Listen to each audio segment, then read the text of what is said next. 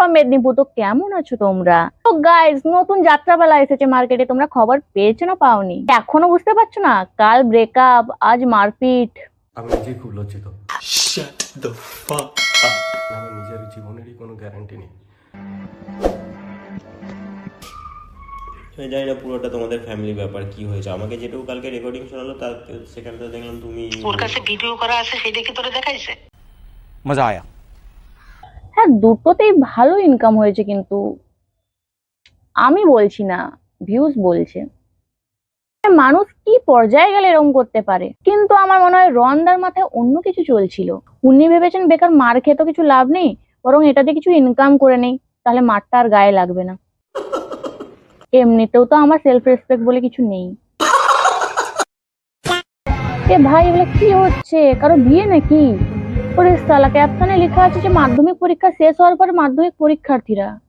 Guys, রাজ্যের শিক্ষা ব্যবস্থার এরকম অবস্থা কি আর বলবো। মানে কিরকম নির্লজ্জ! বাচ্চাদেরকে শাসন করা তো দূরের কথা, এখানে দামড়ি কাকিমাগুলোও নেচে বেড়াচ্ছে। গাইজ, এরকম করলে সেই চপই ভাজতে হবে শেষ পর্যন্ত।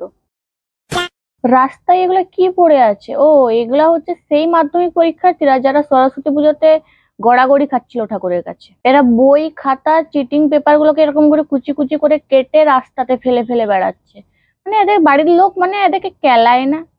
ও সিট, তারা কেন কেলাবে? তারাই তো নাচানাচি করছে গোটা রাস্তা জুড়ে। এটা কি ভাই, ফেভিকল মেখে বসে আছে কেন? আমি শিওর যদি সরস্বতী ঠাকুরকে দেখতো না, বিনা যে মাথা ফাটিয়ে দিত। আর সাইডে ওটা কি? ওটাকে হাঁসের থেকে বেশি মুরগি মনে হচ্ছে ভাই। কি হলো এটা?